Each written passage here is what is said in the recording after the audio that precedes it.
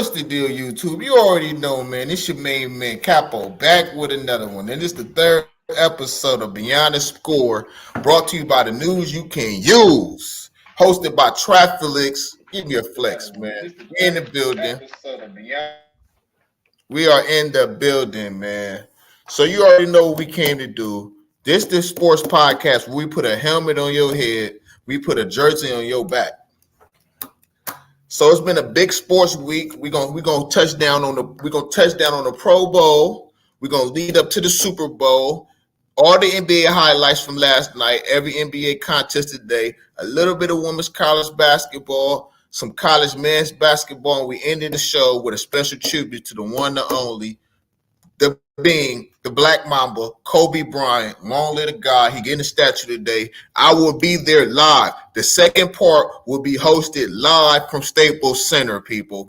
Come on, DJ. Give me a round of applause for that one, man. R.I.P. Kobe Bryant and GG. You already know we in the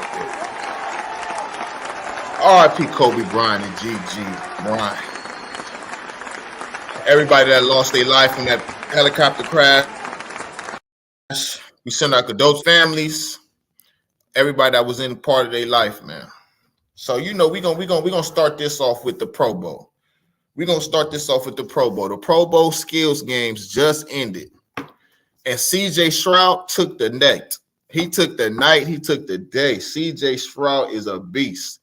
That boy is playing unbelievable. He got the best throw in the NFL, they say right now.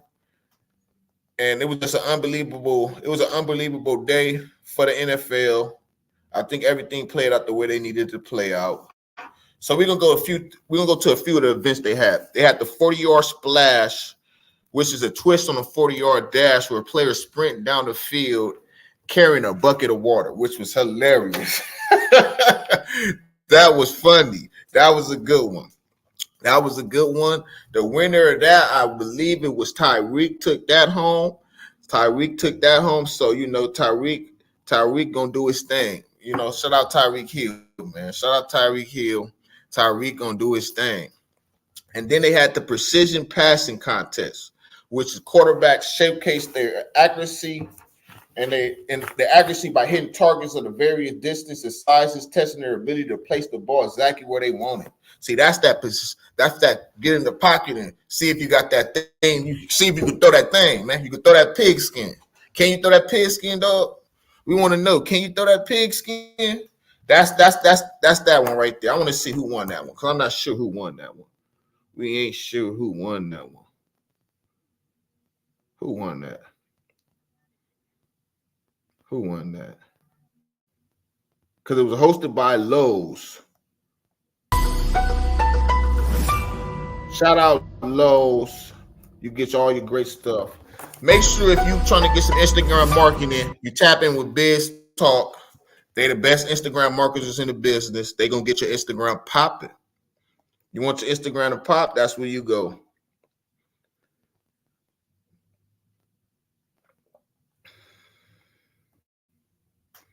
They won't give me the winners. I want to know who won it. Because I believe CJ won it, but I ain't too sure. Somebody probably stole it from me.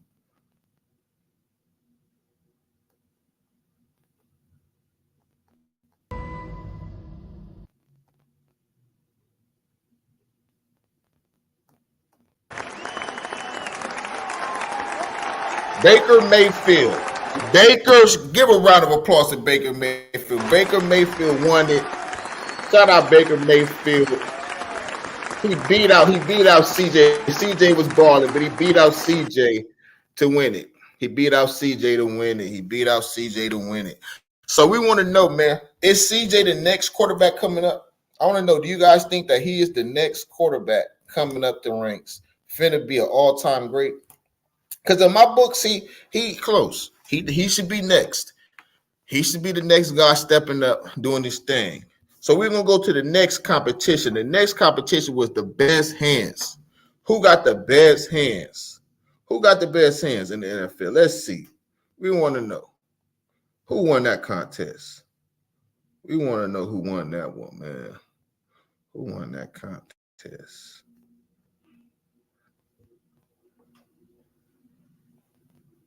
Who won it?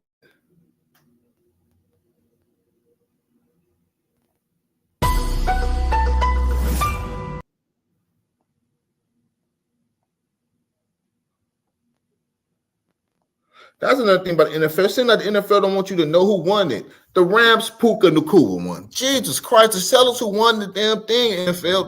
It's too hard to get you people involved anymore. It's like it's like a church searching down regular stats. We don't half of the people don't even know the Pro Bowl still existed. That's the idiocracy in this.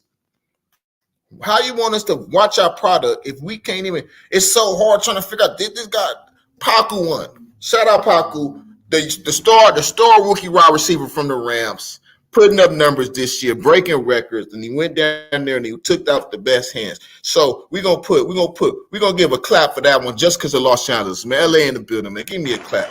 Give me a clap. Give me a clap. And in the NFC, Juju Shyster won in the NFC. He won the NFC version of it. So I mean the AFC, excuse me. They do two different versions, AFC, NFC, which they are hurting my brain with all this. Who got the best hands in the NFL? Not the NFC, not the A. Let's on to the next one because they're gonna make me mad. They got another event, I guess they do, where they do, it's called the drone drop, where players catch footballs from the top of a drone at a. We don't care about that. What they got to do with football? Ain't no path. Well, maybe if you like, I don't know, but let's. Y'all want to know who won that? Jesus Christ, NFL, Jesus, they trying to keep us entitled to the Super Bowl. They making sure I stay on their product to the Super Bowl, but we don't care about nothing but the Super Bowl, people. That's all we care about. That's all we care about is the Super Bowl. Who won this NFL? Who won the NFL drop, man? Drone drop.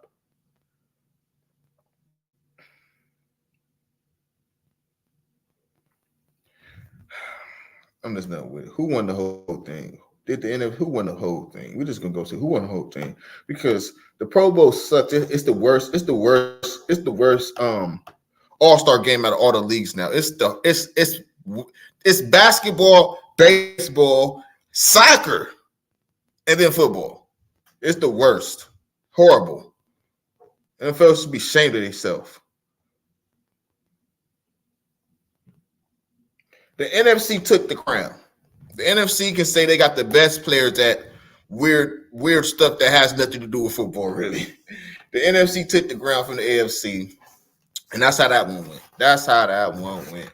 So now we're going to get to why they don't do the Pro Bowl like they used to. Obviously, we know why. Injuries.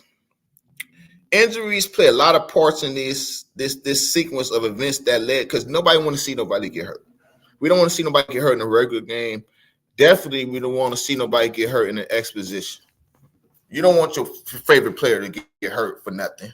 You feel me? For nothing? Nothing, people? Come on now. So I understand it in that respect. So number one is injury concerns. Playing a full contact, high intensity football game outside the regular season poses significant injury risk to players, given the physical nature of the sport. Teams and players are maybe hesitant to participate in a game that will result in injuries impacting the season and availability for the playoff season and availability for the upcoming season. So basically, short story is they don't want their money to get hurt.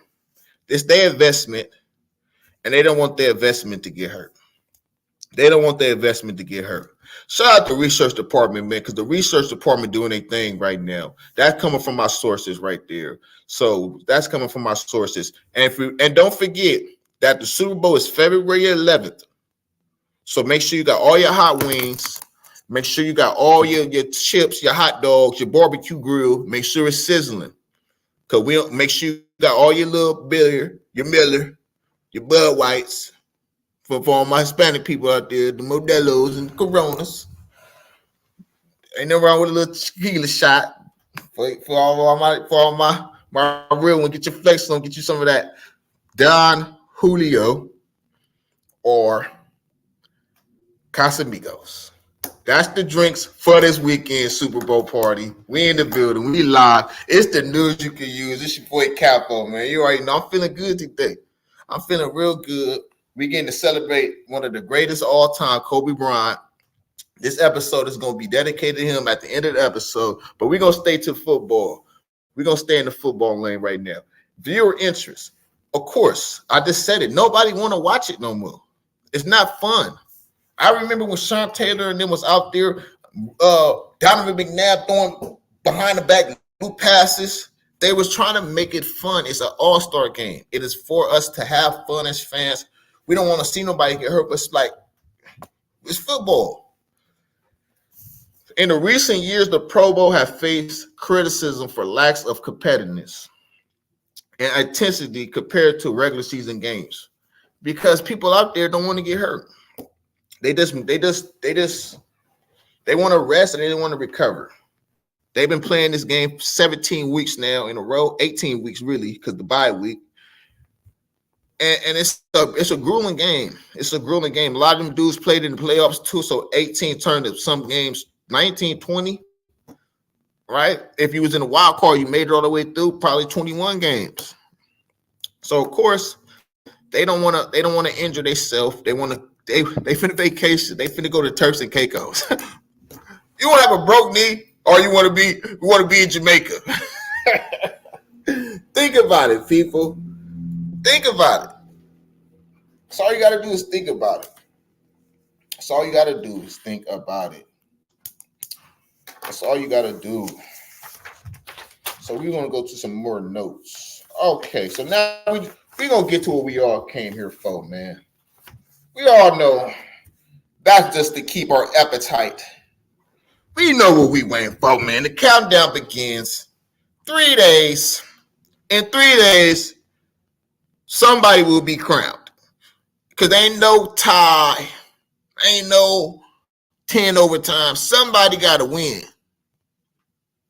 Somebody finna win that thing. So now we're gonna talk about some of the key players. And I'm going to give you stats for some of the key players in today's Super Bowl contest. Of course, number 15, Patrick Mahomes, who is a star. He's a legend. He ain't a star. He's a legend. Already today, Patrick Mahomes is a top 5 quarterback in the history of this game. The history of the NFL. The National Football League. That's been getting played for 75 years plus, 100 years plus now.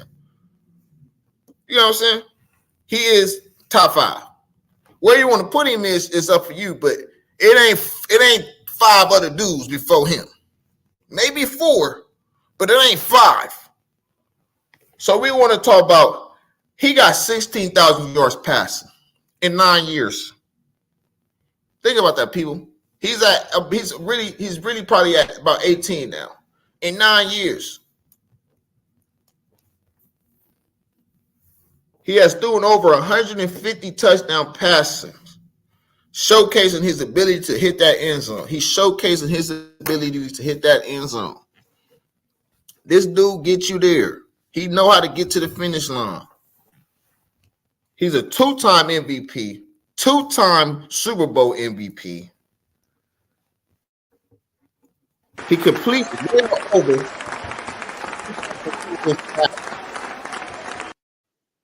He was selected to the Pro Bowl this year. Of course, he can't play because he's playing something. He's playing a different bowl, but he's a 6-time Pro Bowl selection, and he's a 5-time All-Pro. 5 times. Mahomes is mobility and his ability to make plays both inside and outside the pocket. Mahomes has redefined the quarterback position in the modern NFL. His combination of physical talent, football IQ, and leadership make him one of the most electrifying players in the history of this game. He throw passes like this. He slide right when he needs to slide so you can hit him. He knows how to play that position at the highest level. His IQ. See what they said? You see, shout out to man, shout out to me shouting out D Class, man. Shout out D Class for all the research, man. The resident Clipper fan, man. Shout out D Class. The D Class. Yeah, so now we're gonna go to somebody else. We're gonna go to somebody on the 49ers. So now we gotta go to their main player. Devo! Devo! What you got on my 40, cuz? Devo Samuel, buddy. Devo Samuel.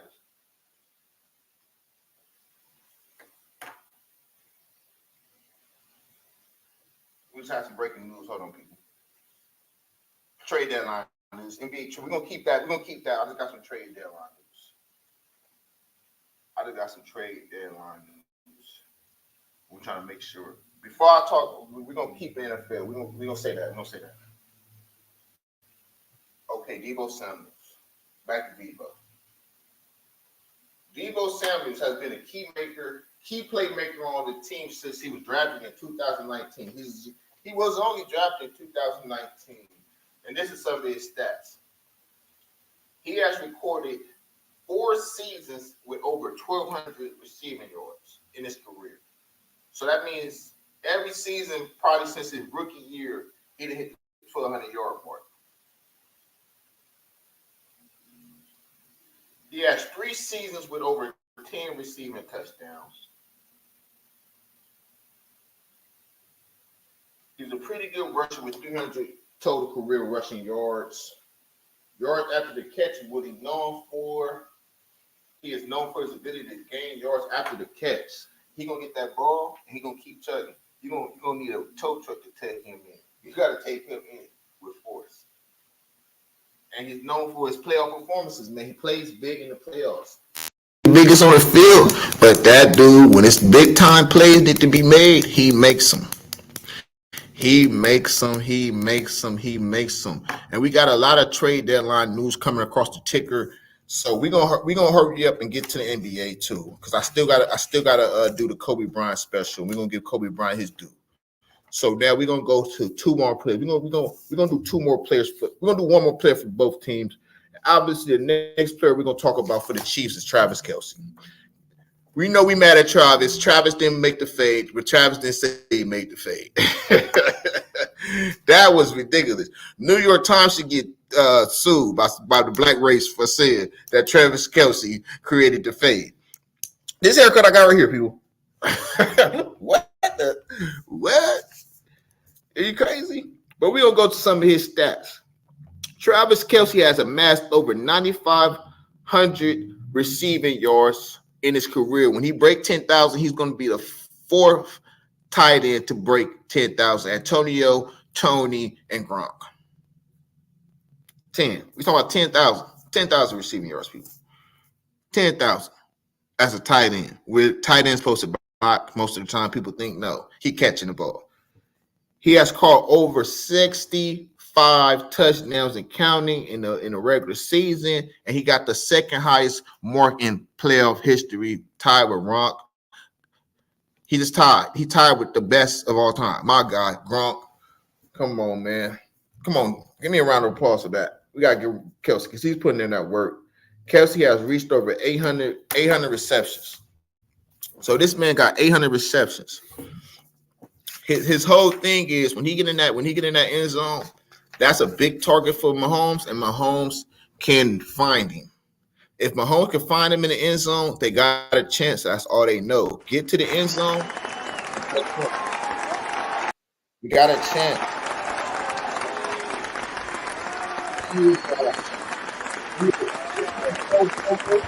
He has 6 All-Pro selections. He's known for his exceptional route running and reliable hands and always ability to make contested catches. He is Patrick Mahomes' favorite target, as we said, and his combination of size, athleticism, and football IQ makes him a matchup nightmare for opposing defenses. And he's the key weapon. He's the weapon. He's weapon X on that Chief offense. If you let him get Boogie down, if he getting north of 170, y'all in trouble. North 170 and 2 TDs. Oh yeah, y'all in trouble, dog. Y'all got your hands full tonight. So we all know if he could get it going, we know what that's going to lead to. Them Chiefs are going to be holding up that Lombardi. Last but never least, CMC. CMC is a dog. CMC is what you call football. He plays football. He ain't not. That's why we ain't got none of his stats. We don't need none of his stats right here. He a football player. When you see the guys with the scores on their body and scored, and he got the green mark under his elbow from the turf, that's CMC. No introduction needed. He gonna play football, win, lose, or draw. That boy gonna play football. You ever seen this clips of him with his daddy and then watching his? You know his daddy playing the football. People don't know his dad playing in the football. For me, his dad's a 3-time Super Bowl champion with the Broncos, 1 time with the Ravens. Dad was there. His dad played 14 years in the NFL. That boy plays football. Come on, man. It's in his bloodline. He is known for going downhill, and he need 20 to 27 touches if they want to be even in the race. 20 to 27 touches. That's what he need. He need 27 touches or more. You got to feed him the ball. Make sure that he eat because he going to be hungry. If y'all want to win Bang Bang Niner game, y'all going to have to get him involved often and early. Early and often. So we're gonna end this Super Bowl segment with the talk about the coaches. Because you can't talk about it without talking about the coaches, because they got to make sure everything match up. So we're gonna break it down like this. Let's break up this coaching matchup. We're gonna start with the young buck, Kyle Shanahan. We all know his dad, who won the Super Bowl with CMC dad. That's kind of crazy, right? You think about it. So Kyle knows CMC. That's the connection. Think about it. I just thought about it. That's the connection. He has established himself for his offensive mind. We all know Kyle, he's an offensive. Like his dad, he got that offense in his blood. He got that offense in his bloodline. His ability to make schemes for unknown receivers is his highlight. He could put a full slot together that Deebo Samuels, you think is the guy, but then Deebo only got 2 or 3 catches, and Deebo won't get mad because this guy over there got 7 catches for 148. That's his scheme. We know how he coming. We know he likes to pound the ball to McCaffrey. He likes to get him in position to catch the ball on the swing pass for a screen, for a backside pitch to get room and see can he make because the defense is gonna get tired if you get them going sideline to sideline. You don't want to have them coming north. You want to get them going sideline to sideline because it's not a lot of Ray Lewis's left in this league.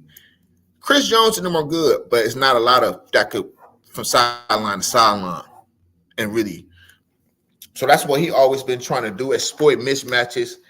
And that's always been his key factor for all his team success. He finds the mismatches and he exploits it.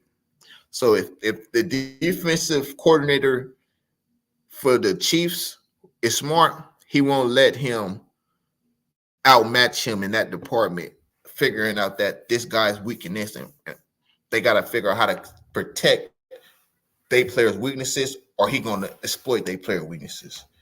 And now we're going to go to the king of them all. I said it last week, the most gutsiest coach in sports history, Cheeseburger Andy Reid. Give me a burger. Round of applause for Andy Reid, man. Give me a burger, man. Give me a burger. Andy Reid.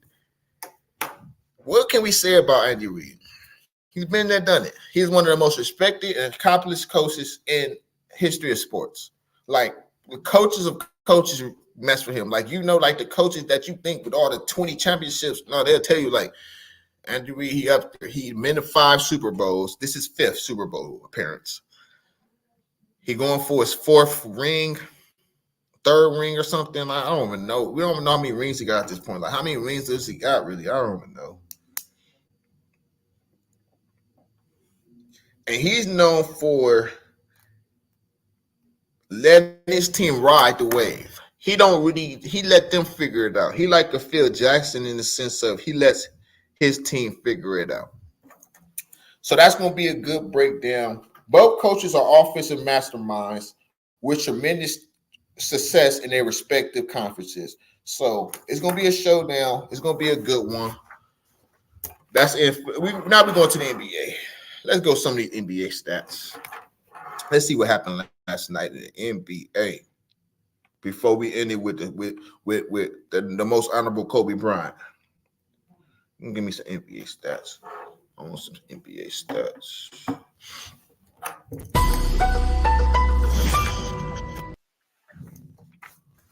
Well, we're gonna hold on for that breaking news because it's not confirmed yet, so we ain't gonna confirm it. We ain't gonna confirm it because it's not confirmed yet. We ain't gonna confirm that. We ain't gonna confirm that. So the NBA has been getting real exciting. The break is coming up. We all know the break is coming up. So in the break, we actually gonna be able to figure out who's good, who's bad. It was a slight NBA day yesterday. It wasn't a big day, so we ain't got too much to talk about. First off, the Raptors beat the Hornets 123 to 117, which doesn't matter because the Hornets will never matter. Charlotte, like I always say, Charlotte is known for football, is known for college basketball. Ain't never gonna be known for no Pro Bowl. Can't no Pro Bowl go down there with all that money, with all that activity you can get down there. With all that activity you can get down in Charlotte, no niggas with no money gonna be able to do nothing down there. Excuse my French. For all our sponsors out there. The Cavaliers took down the Wizards 114 to 106. The Cavaliers stay hot 15 out of 16. They sizzling. And people talking about they were going to trade Donovan Mitchell. For what? For why? I mean, I understand it because we all know they're not going to get anywhere in the East. The Celtics beat the Hawks 125 to 117. Another team scored 117. That seems like that's the NBA average right now. I think the NBA average is at 116, 117 a game. The Celtics keep hot. The Celtics are number one in the East. The Warriors took down the 76ers without Joel Embiid, 127, 104. 104 to 127. Joel Embiid has just got surgery. So we want to shout out Joel Embiid. Hope he come back quick because we always love the big man because of Shaq. If you know Los Angeles, we respect the good big man that can get you that bucket. So shout out him. Shout out Stephen Curry and them. They trying to get back with that three ball. The Spurs lost last night to the Heat, 116 to 104. The Spurs, they got a 7 feet dude that they don't want to pass the ball to, which makes no sense to us. Like, if I was the coach, everybody's off the team, everybody getting fined. The Pistons struck last night and won and beat the Kings 133 to 120. The Pelicans beat the Clippers. The Clippers' hot streak kind of been slowing down. They lost 117 to 106 to take them out of the first seed because they was just the first seed. So we're going to get some standards for the NBA. In the East, the number one seed is the Celtics at 39 and 12. The Celtics 39 and 12, people. 39 and 12 are the Celtics. They 39 and 12. Come on, people. 39 and 12. The Cavaliers, after they long good streak they're on that long streak that they got right now, about 16 out of 17 or something like that, 15 out of 16. I don't know. It's either or. They 9-1 in their last 10. 33 and 16. The Bucks are 33 and 18. The number 3 seed. The Knicks, the New York Knickerbockers, at 33 and 18, tied for the third spot with the Bucks. 76ers have fell off the map since they lost Joel Embiid. They 3 and 7 in their last 10 games. 30 and 10, they're falling down the standings. The Pacers still at 6, 29 and 23. They can't stop the nosebleed. The 7th seed, Miami Heat, all that Miami Heat tradition and all that is not really working right now. They're 4 and 6 in their last 10 at 28 24. The Magic ended out on the 8th seed at 27 and 24. Get a Magic round of applause because they was nowhere even near nothing last year. So we're going to get a Magic round of applause. And we're going to go to the West. The Thunder The Thunder is at 35-16. Number one seed. Took it back from the Clippers. The Clippers got passed by the Thunder, the Timberwolves, and the Nuggets last night. So now the Clippers are number 4. Aha. The Suns at number 5. The Pelicans, the Kings, and the Mavericks ended out. So 1 seed is the Thunder, the 2 seed is the Timberwolves, 3 seed the Nuggets, the 4th seed is the Clippers, the 5th seed is the Suns, 6th seed is the Pelicans, 7th seed is the Kings, and the 8th seed is the Mavericks. My Lakers and the Jazz are in the play-in game as of right now. The Lakers are 6-4 in their last 10. The Clippers are 8-2, so they have the lead in the end. The Thunder are 7-3, and the Nuggets are 7-3, and the Suns are 7-3. Everybody else is 6-4. 6-4 in their last 10. The Lakers playing some good basketball.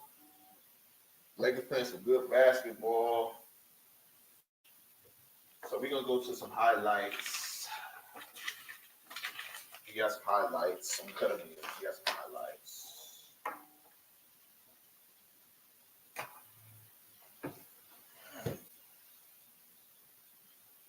So DJ, give me some music real quick while I get this next segment started up. Cause we're gonna discuss this. To the beach, let's party. Go up that bottle Bacardi. Surrounded by baddies and bobbies. It's Ashley Jane life for the party. It's getting lit, it's gonna get gnarly. Whatever happens stays at the party. No kissing and telling, no talking. Between me and you, we locked in. Pull up to the beach, let's party. Go up that bottle Bacardi. Surrounded by baddies and bobbies. It's Ashley Jane life for the party. We getting lit, it's gonna get gnarly. Whatever happens stays at the party. No kissing and telling, no talking. Between me and you, we locked in. Little shorty, just live your life. Baby, there's no need to cry. Baby, we here to have fun. Let's live life, cause we're still young and dumb. We so what we are here to do today.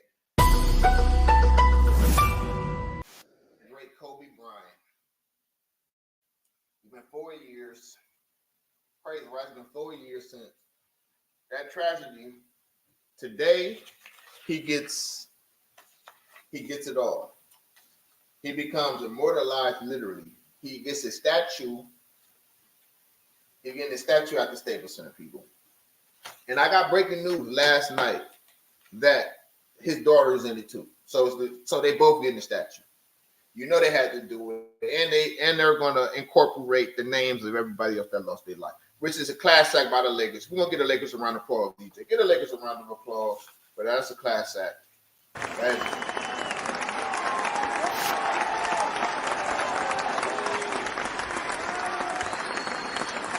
We want to start it off like this. We want to start it off by talking about the man. Kobe Bryant. What did Kobe Bryant mean to the city of LA? He meant a lot. He meant a lot to the city of LA. He did a lot of charity work for LA. He obviously brought us 5 championships. He gave us 30,000 points. He put his sweat, blood, and tears on that court every day, whether he was playing at the Forum, the old Forum, or whether they transferred to the Staples. He always see that's the house that Kobe built. You know, he built the Staples brick by brick. He built that Staples Center. So Kobe Bryant was drafted in 1996 by the Los Angeles Lakers at 17 years old. Imagine that, people. He was 17 years old, straight out of high school. He was drafted. He wasn't technically drafted by the Lakers. He was drafted by the Charlotte Hornets.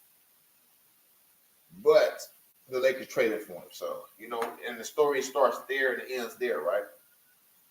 We all know what he did on that court. He gave us 20 years of nothing but greatness.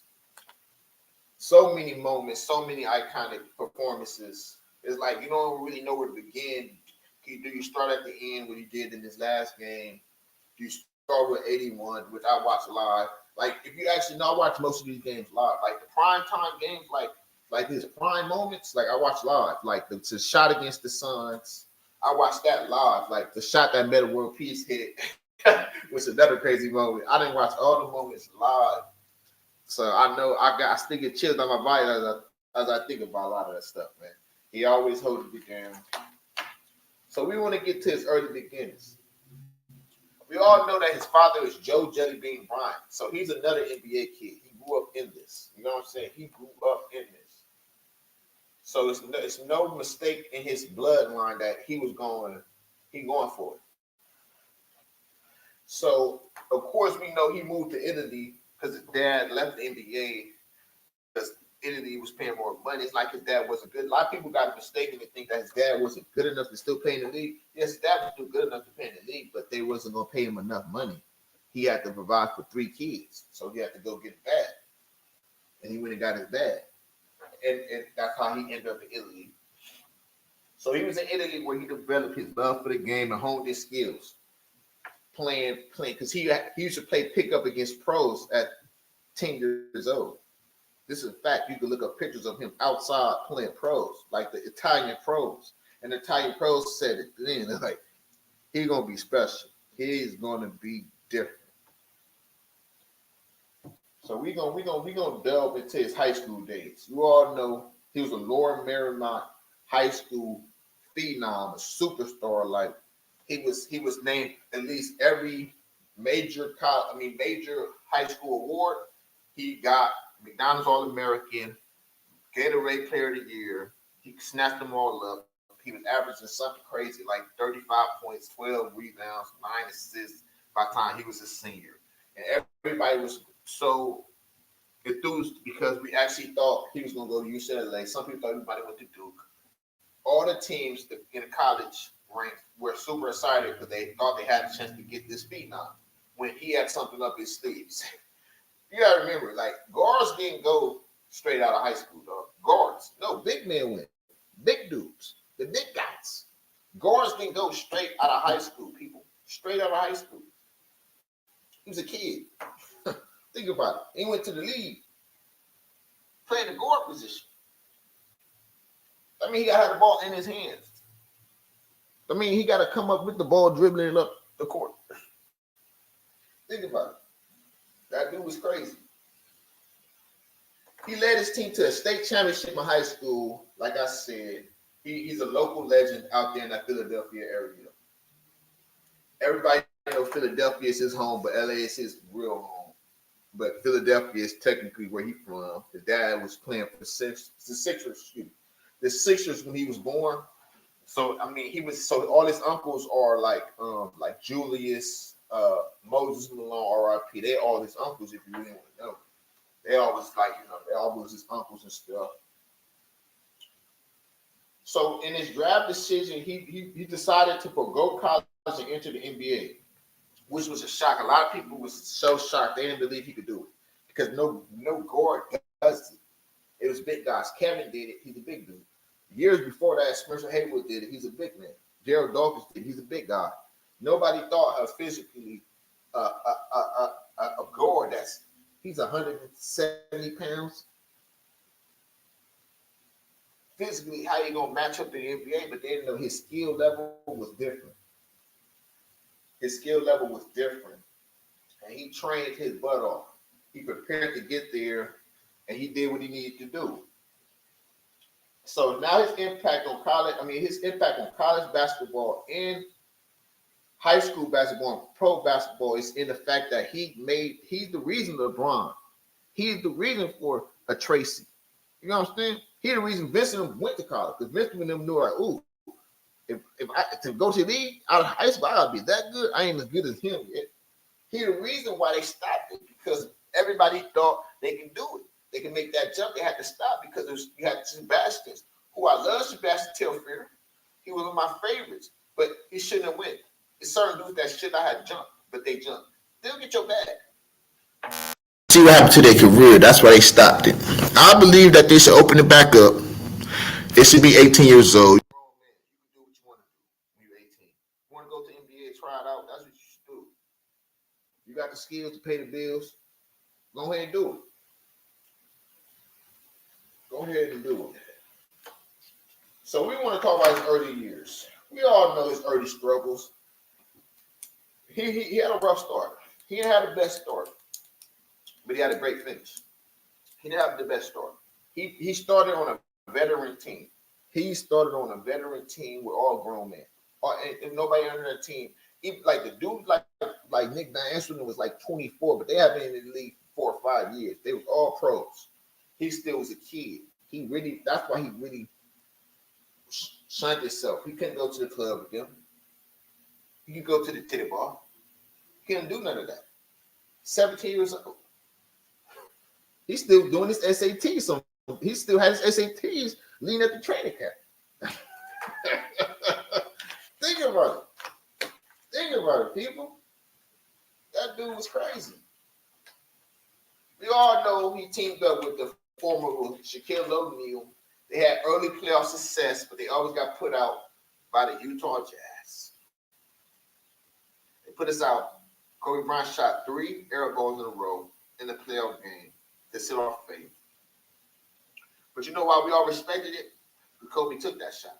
A lot of dudes wouldn't take that, especially a 17-year-old. 18 years old. International Basketball Association playing Karl Malone and John Stockton. And he takes them shots. You got to give it up to him, man. We got to shout Kobe for that. Shout out Kobe, man. Give my boy a round of applause, man. R.P. to God. So we all know what happened next. They started dominating. Him and Shaq went on to win 3 championships in a row. Still hasn't been done again. Only certain teams even won 2 since then. We're talking 3 people. They won 3 in a row. Think about it. That's like 4,000 days or something. I don't know. Some crazy days.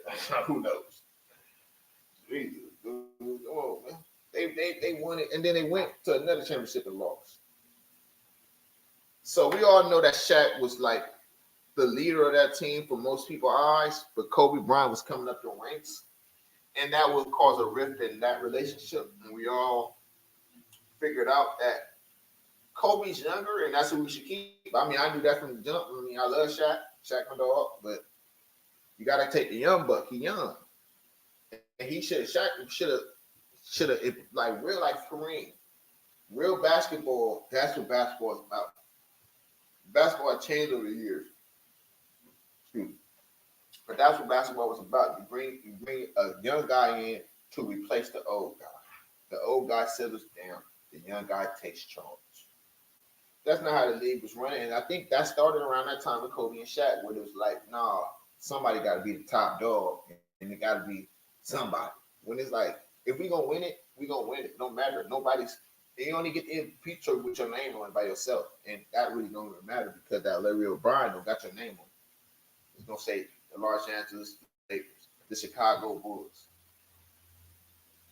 So we all know Shaq was traded in 2005 to bring on Lamar Odom, Caron Butler, and I can't think of who else. Somebody else. I want to say I can't think of his name. One or somebody else. And Lakers went downhill. We had some hard years. We started making the playoffs again, but we got put out every first round by the Phoenix Suns. They put us out about 2 times. We was up 3-1. Kobe hit a game-winning shot 2006 against them. We had a lot of battles against them. A lot of things happened in them series, but it took us a moment to get back to where we needed to get. Kobe, he was even talking about he wanted to get traded at one point in time. I mean, I knew he wouldn't get traded. Some people thought he'd get traded, but it's like, dude, who leaves LA? Have you been outside LA after you get some money? You know what do people with money? You get some money, you're not leaving LA. When you get everybody that came to LA stayed. Kareem, stayed. Will came, stayed. LeBron, he's staying. Shaq only do the left because he's Shaq. He can do that. He crazy. Shaq, he got his mind, man. You don't get Shaq in. It doesn't about money for Shaq. Shaq is money. He's walking money, especially at that time. But nobody leaves LA, so I knew Kobe wasn't leave. And then 2009, back to championship mode. He got his redemption. But we want to go down this rabbit hole because I'm leaving this segment for this right here.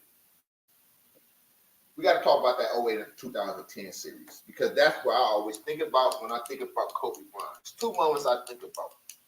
I think about Kobe walking off that floor against the Boston Celtics and the cold scrap. Nah, nah, nah, nah. Hey, hey, hey. I still think on that one to this day. To this day. And when he did in 2010, when he stood up on top of that scoreboard, we got him back. They are rivals. That's his personal rivals. We know. It's 1-1. I wish we could have played them one more time to get that tiebreak out of there, so we could really figure out who was the guy. Because every dude had an excuse. We was injured, and we could say, well, we only had Paul Gasol for 2 weeks before we played y'all. Think about it. We all got excuses. We didn't have Paul Gasol for 10 years before that. Before Paul Gasol and us played y'all in 2008, Boston Celtics.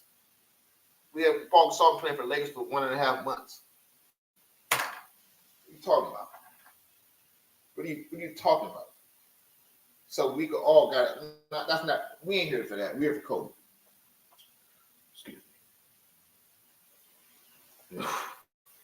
You get heated when we talk about that Boston versus LA boy.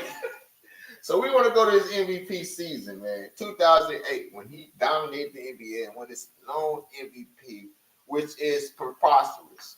We ain't gonna talk about that because we talk about the good moments. But we know he was robbed. He was robbed out of a lot of MVPs. He's a 2-time final MVP. My best final performance of him is Game 1 against the Orlando Magic when he was like a assassin. He just came with a look and scored 40 points and walked off the court, and then he beat him again, and then he said, and then the guy said, "You're not even smiling." The guy looked at the crowd and said, "Job done." I said, "You're crazy. Is job done? Job not done." See, yeah, we're getting this one. That's why I say, yeah, the job is done. It's just not technically done. We winning this, dog. So we know his legacy as his leadership role as the Lakers captain for the last 15 years of his career. See, 15, 16, well, 14, 13 years of his career as the captain of the squad. He always pulled for excellence. That's why a lot of people were so mad at it. He know if you're not working hard as him. He watches you in the gym. Why would he pass you the ball if you took 40 shots and then walked off and started drinking your water? Why would he pass you the ball if you ain't working your game? Think about it. Why would he pass you the ball? Give me a flex with Kobe Bryant. Everybody, because he got the Mambo mentality, the heart of a champion at work.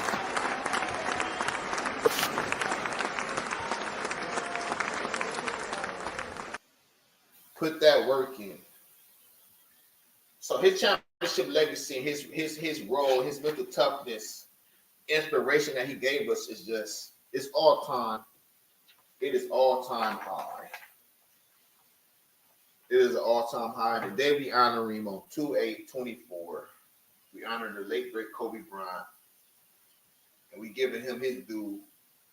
Even though we wish we could do it while he was still in the land of the living.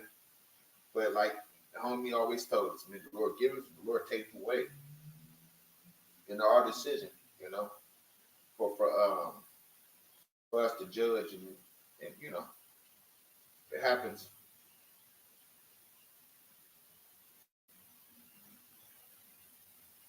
It happens. So now I'm gonna give y'all some stats. We're gonna give y'all some stats. We're gonna give y'all because now we're gonna give y'all the pure book stats. We're gonna give y'all the stats. Then we're gonna relive some of his greatest games when they ended.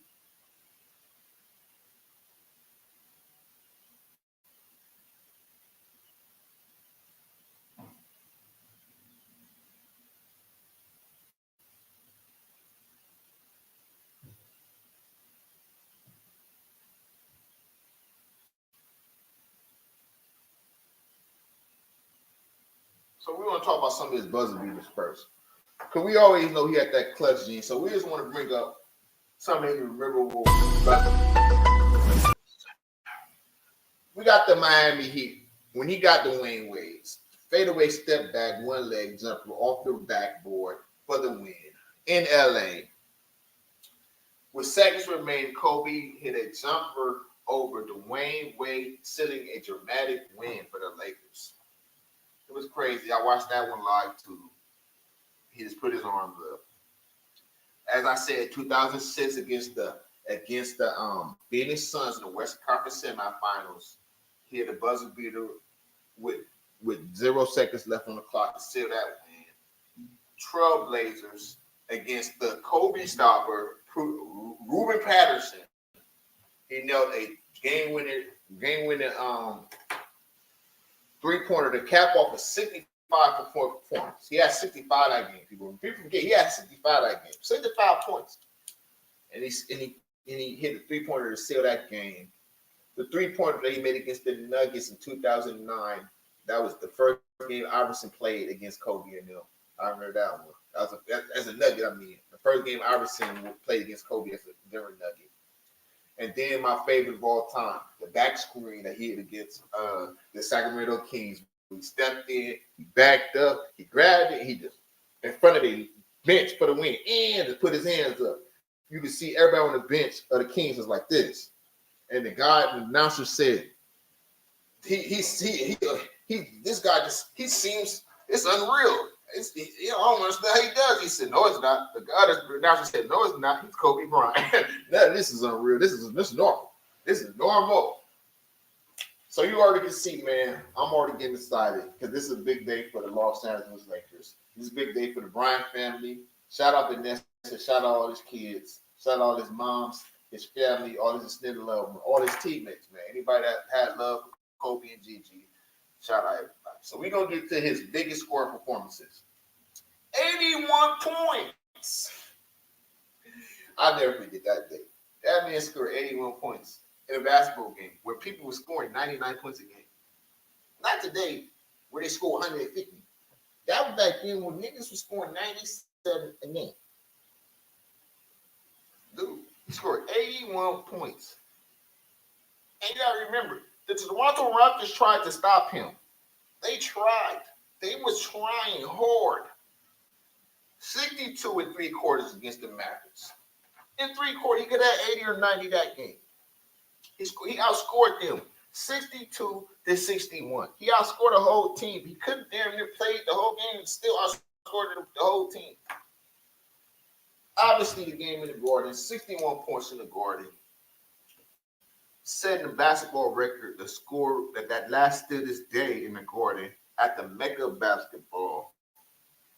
In his final game, we all know in his farewell game, he scored 60 points. His last game, he scored 60 points or more. And he scored 55 points against the Wizards with 42 points in the first half alone. And that's his highest game.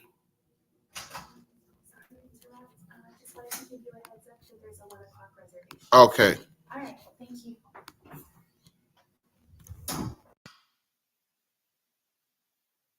Yeah, so we're going to be able to head out in a minute.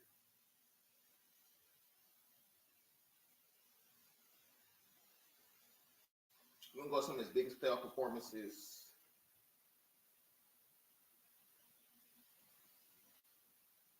He scored 50 points. That's his playoff career high. He scored 48 points against the Kings. He scored 50 points against the Suns. He scored 45 against the Nuggets.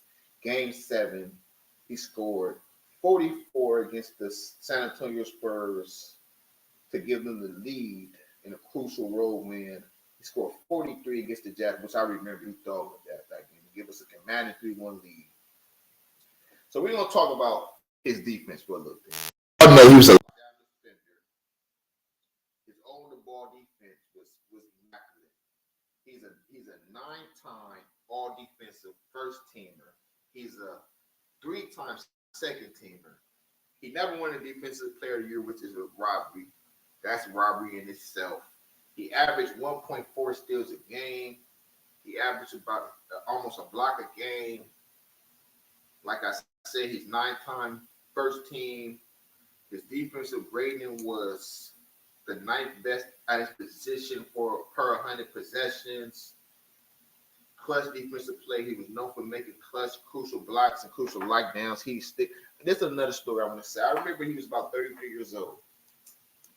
And he started sticking all the young guards, like the Westbrooks, the Currys, The Kyrie's. I just got to refuse it. I say, I don't know about that one. No, that's a good idea. Not about it's just 21 beats 33. I don't think a 21-year-old should be. I don't think a 33-year-old should be normally sticking a 21-year-old. Hey, his name ain't Kobe Bryant for a reason. He put the clamps on them dudes. Them dudes remember that. So we want to go to his all-time stats. We all know he's fourth all-time in points with. No, he's third on. Fourth all. No. Yeah, he's fourth all-time in points now with 33,643. He's fourth all-time now. He has a 25-point average a game, which is good for I think 11th. Come on, he scored 25 points a game, people. 6,300 assists, 7,000 rebounds, 2,000 steals, 640 blocks. Again, he's an 18-time All-Star, 15-time All-NBA, 12-time All-Defensive NBA, 5-time champion. So now, after we got all that basketball mumbo jumbo, you know, all that it's all good. Basketball is great. We love basketball, but now we want to talk about what really matters. His biggest accomplishment. You know what his big accomplishment was? Fatherhood. That was his biggest accomplishment of his life. So we want to talk about the love for his daughters. He was a devoted father to 4 daughters: Natalia, Gianna, Bianca, and Capri. So you all can see from his Italian days, he kept a lot of that. He often spoke about his daughters and how they gave him joy and a immense fulfillment that he knew he had more to give in life than just basketball. He understood that life was bigger than basketball when he started looking at the deepness of it. And he really believed that I remember heard him say, like, if he could switch it up, he probably would have ended it a little bit earlier. He said that. He said, I probably would have ended about 2 years earlier, 3 years earlier. He probably should have. Probably should have ended about like 17. 20 was cool, though. He did 20, so it's cool. He's an advocate for women's sports. Kobe was a vocal advocate for women's sports and was deeply involved in his daughter's GZ basketball career and her basketball journey. He coached her youth basketball team and often shared videos of her training and gave insight into various women's sports topics over the years. He was a big advocate for the rights of women in basketball, gender equal pay, and he just wanted them to be treated as such, basketball players, not women basketball players, basketball players. He shared a passion with his daughter Gigi and a strong bond that only a few fathers can have with a girl. Like, you know, sports was they love, and that's the one sport that you can actually, that daughter and father duo can actually play as. You know what I'm saying? That's probably the only sport. I don't know. I don't really what other sport. Maybe like a running, like track or field, something like that, swimming. But that's only like professional big time sport that you could play. You could have. Okay, that was a good one.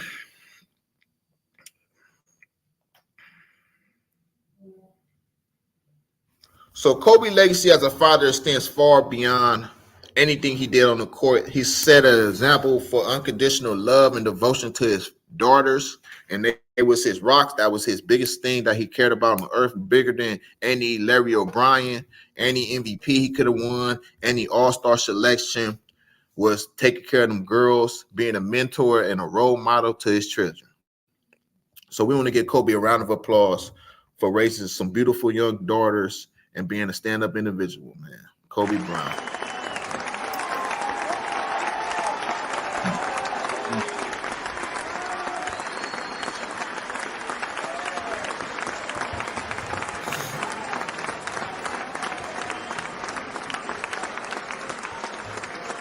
So now we're gonna talk about his love for his wife, Vanessa.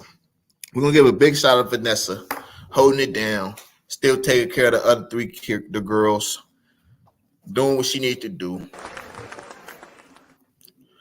Kobe and Vanessa relationship was created out of basically like chance. He met her on like a set of a commercial or something like that. And despite the challenges and the obstacles they faced, they always stood by each other's side. She always stood by his side no matter what went wrong, no matter what game he lost or won. She was there in his corner, and she always supported him, and he always loved her. He always gave her the utmost. Throughout their marriage, Kobe and Vanessa supported each other's dreams. She stood by Kobe in his basketball career with unwavering support and encouragement, while Kobe equally supported Vanessa's endeavors and in her career, what she does, like with like makeup and stuff. What a lot of other things she does, he was always there. He always loved her because while he was on the road, she was at home, take care of them kids, while he had to go to city after city, city after state.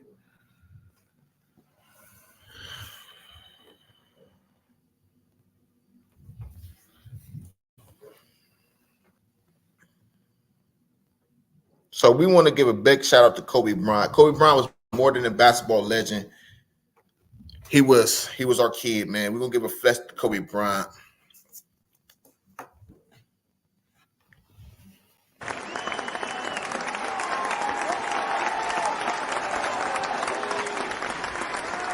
And we want to give a shout out to everybody that was on that crash. John Abatoli, his wife Carrie, and their daughter Alicia. R.I.P. to them. Kristen Masura, who was assistant coach to Kobe for Harbor Day School in Newport Beach. Sarah and Peyton Chester, and Anna Zenobia. It's your boy Capo Regime. It's the team. And that's the end of the episode. We're gonna sign off on that note.